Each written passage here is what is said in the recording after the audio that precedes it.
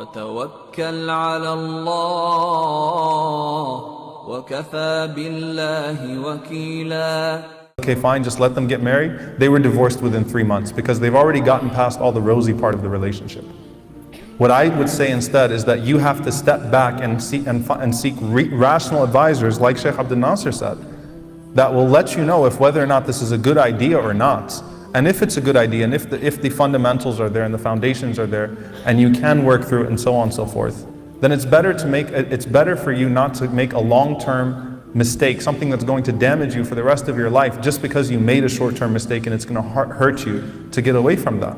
Man taraka shay'an lillah awadahu Allahu khayran min. You leave something for Allah, Allah subhanahu wa ta'ala gives you something better than that. So look, if you've been in a relationship for a very long time and you really feel bad, you want to make tawbah, take a step back, ask Allah sincerely for forgiveness, then try to approach it rationally, seek advice from people, whether or not you think this can be a good marriage or not going forward. Don't try to just take the pill that's going to make you feel good now and let you get married and then everything falls apart because you did not. Marriage is a rational decision, marriage is not an emotional decision.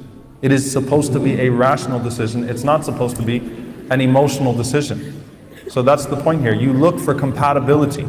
What is the main reason that people fall apart in relationships? Compatibility, correct? Lack of compatibility. You look for compatibility. You can't find that if... All right, I'm just going to stop now. No, I'm listening. I'm totally listening. You can't determine whether or not a person is compatible if the only thing you've seen are roses and nice restaurants and sneaking off into movie theaters and having conversations where half of the conversation is just fluff. No, it's you can't determine. Yeah, when you're in the situation, you're basically blinded by your own emotions and what's going on, right? So what you're saying is, like we see this in any situation, you bring in a fresh set of eyes, you bring in a fresh, different outsider's perspective. We know that in business all the time. You bring in a consultant who's not in the company, right? Who can. It's not, but there are certain human realities, right? And the human reality about when you are in an experience, when you are experiencing it at that moment, there are certain blinders that you have on. You're just not being able to see the big picture here. Here's the thing. Here's why I disagree with both of you. And I'm totally okay with disagreeing with people. I have learned to revel in disagreement. It is my dessert. So how many marriages and divorces have you done? Oh.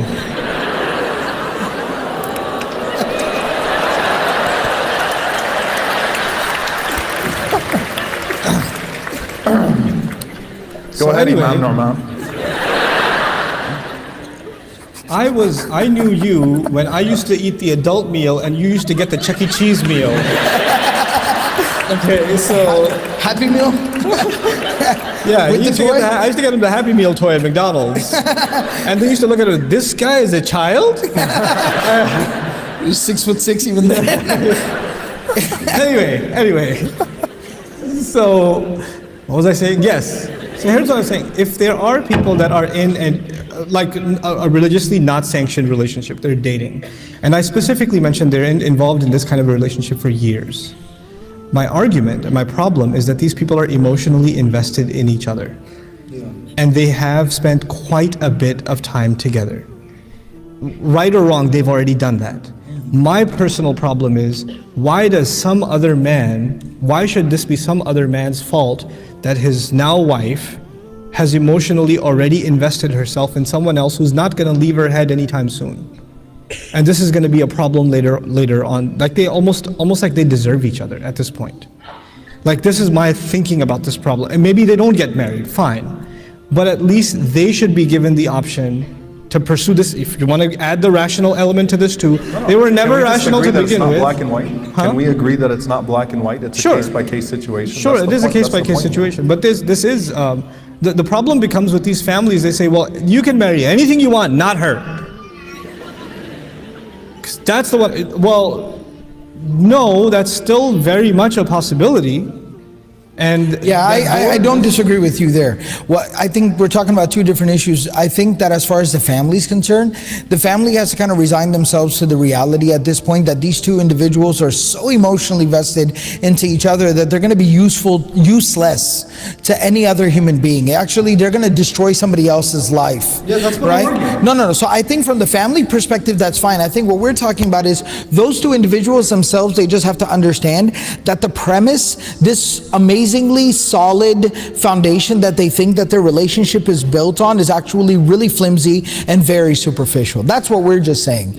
So maybe you're saying that if they're going to fail, you have to sometimes kind of let people fail to know that they made a mistake. How many people actually end up marrying their first crushes, or end up marrying the person that they thought was going to be their, prince in shining armor, and that was going to be their, how many people end up actually going forth with that, marrying that?